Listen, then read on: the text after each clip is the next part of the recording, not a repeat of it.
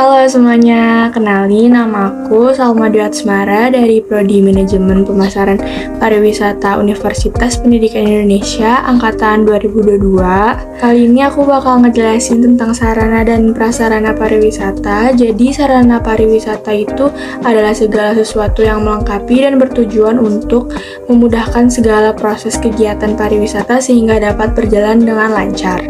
Sarana pariwisata ini dibagi menjadi 3 kelompok. Yang pertama ada sarana pokok pariwisata atau main tourism superstructure, yaitu perusahaan-perusahaan yang hidup dan kehidupannya sangat bergantung dengan jalannya kegiatan wisatawan. Sarana pokok pariwisata ini oleh Nyoman Suwandi Pendit disebut dengan istilah-istilah perusahaan utama yang langsung terbagi ke dalam objek, sentra, dan subjek sentra.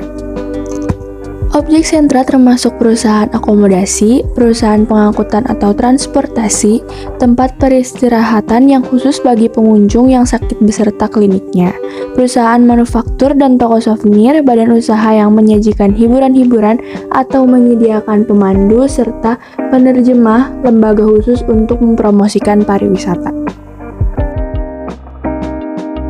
Selanjutnya ada subjek sentra, yaitu perusahaan-perusahaan pariwisata yang memajukan promosi pariwisata secara umum ataupun khusus, kantor yang membiayai pariwisata, travel bank, travel credit, social tourism, dan yacht travel atau asuransi pariwisata.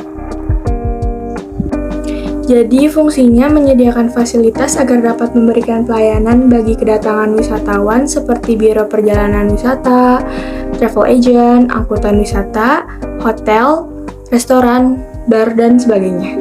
Yang kedua ada sarana pelengkap pariwisata atau complementary tourism superstructure, yaitu perusahaan-perusahaan atau tempat-tempat yang menyediakan fasilitas rekreasi yang fungsinya tidak hanya sarana pelengkap pariwisata, tetapi agar dapat membuat wisatawan tinggal lebih lama di suatu daerah tujuan wisata, meliputi sarana olahraga, sarana pariwisata sekunder, dan amusement lainnya.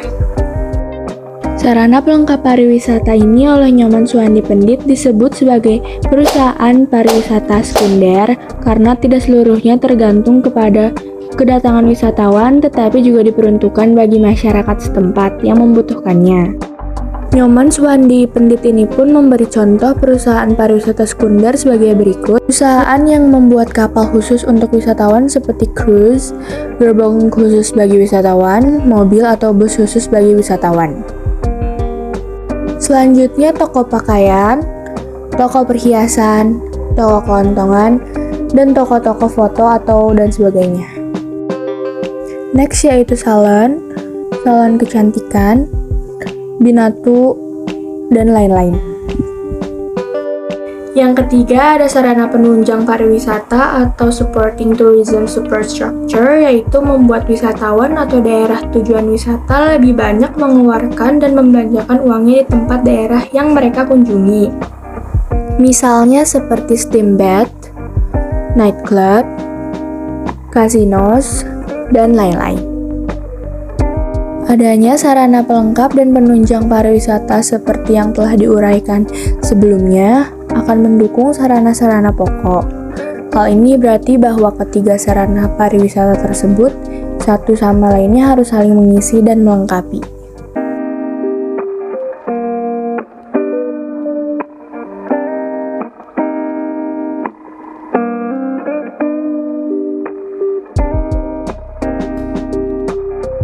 Selanjutnya, prasarana pariwisata yaitu sumber daya alam dan sumber daya manusia yang mutlak dibutuhkan oleh wisatawan dalam perjalanannya di suatu daerah tujuan wisata, meliputi jalan, listrik, air, telekomunikasi, jembatan, terminal, dan lain sebagainya. Prasarana pariwisata dibagi menjadi 3 kelompok, ada aksesibilitas, utilitas, dan jaringan pelayanan. Aksesibilitas yaitu daya hubung antar zona yang wujudnya seperti jalan raya dan jaringan angkutan. Utilitas yaitu seperti listrik, air, persediaan air bersih, toilet, musola atau tempat ibadah. Yang ketiga, jaringan pelayanan, yaitu pelayanan kesehatan dalam bentuk pos atau persediaan kesehatan beserta oknum atau pihak petugas agar terhindar dari tindakan-tindakan kriminal di daerah wisatawan. Ada pendapat lain mengenai prasarana pariwisata, yaitu yang pertama, Receptive Tourist Plan, yaitu segala bentuk badan usaha atau organisasi yang kegiatannya khusus mempersiapkan kedatangan wisatawan di suatu daerah tujuan wisata, yaitu perusahaan yang merencanakan menyelenggarakan perjalanan bagi wisatawan yang akan melakukan perjalanan wisata, misalnya tour operator dan travel agent. Selanjutnya masih di Receptive Tourist Plan, yaitu badan atau organisasi yang kegiatannya memberikan penjelasan, penerangan, promosi, atau propaganda tentang suatu daerah tujuan wisata, misalnya di Tourist Information Center yang ada di airport, pelabuhan, terminal, atau suatu resort. Yang kedua ada Residential Tourist Plan, yaitu semua fasilitas yang dapat menampung kedatangan para wisatawan sehingga dapat tinggal dan menetap di suatu daerah tujuan wisata. Yang termasuk ke dalam kelompok ini yaitu semua bentuk akomodasi dan semua bentuk rumah makan atau restoran.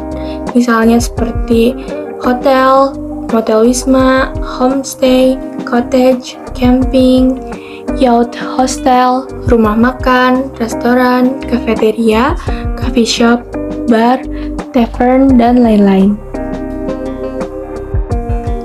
Yang ketiga ada Recreative and Supportive Plan, yaitu semua fasilitas yang dapat digunakan untuk tujuan rekreasi dan sarana olahraga. Misalnya fasilitas bermain golf, kolam renang, boating, surfing, fishing, tennis court, dan lain-lain.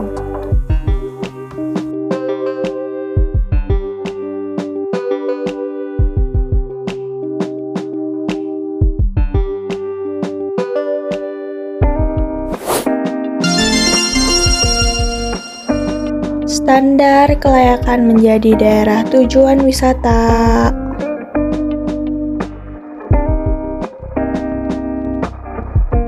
Yang pertama ada objek, yaitu terdapat salah satu dari unsur alam, sosial, ataupun budaya. Yang kedua akses, yaitu adanya jalan, adanya kemudahan rute, tempat parkir, dan harga parkir yang terjangkau. Yang ketiga yaitu akomodasi, adanya pelayanan penginapan seperti hotel, wisma, losmen, dan lain-lain. Selanjutnya fasilitas yaitu agen perjalanan, pusat informasi, salon, fasilitas kesehatan, hydran, tourism information center, wedding atau pemandu wisata, line informasi, petugas yang memeriksa masuk dan keluarnya wisatawan. Next yaitu transportasi, adanya transportasi lokal yang nyaman dan variatif yang menghubungkan akses masuk. Selanjutnya catering service, yaitu adanya pelayanan makanan dan minuman baik di restoran, rumah makan, warung nasi, dan lain-lain. Next yaitu aktivitas rekreasi, adalah terdapat sesuatu yang dilakukan di lokasi wisata seperti jalan-jalan, terjun payung, berjemur, berenang, berselancar, dan lain-lain. Selanjutnya pembelanjaan, yaitu adanya tempat pembelian barang-barang umum.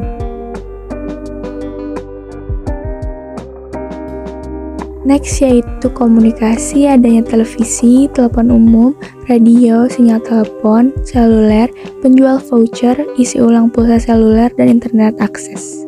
Selanjutnya adalah sistem perbankan, yaitu adanya bank atau beberapa jumlah dan jenis bank dan ATM beserta sebarannya.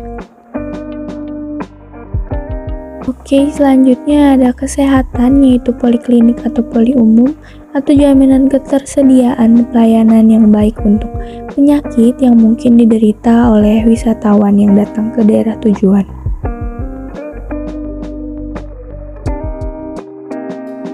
Selanjutnya yaitu keamanan, adanya jaminan keamanan atau petugas khusus keamanan, polisi wisata, pengawas pantai, rambu-rambu perhatian, mengarah kepada wisatawan.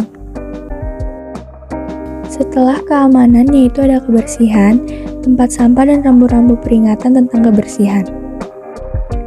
Sarana ibadah, terdapat salah satu sarana ibadah bagi wisatawan. Selanjutnya sarana pendidikan, yaitu terdapat salah satu sarana pendidikan formal. Dan yang terakhir adalah sarana olahraga, terdapat alat dan perlengkapan untuk berolahraga. Oke, jadi itu tadi adalah penjelasan dari sarana dan prasarana pariwisata. Sarana pariwisata adalah segala bentuk yang melengkapi dan bertujuan untuk memudahkan semua kegiatan perjalanan pariwisata. Sedangkan prasarana pariwisata adalah sumber daya alam dan sumber daya manusia yang mutlak dibutuhkan oleh wisatawan. Sekian dari saya, sampai bertemu lagi kapan-kapan.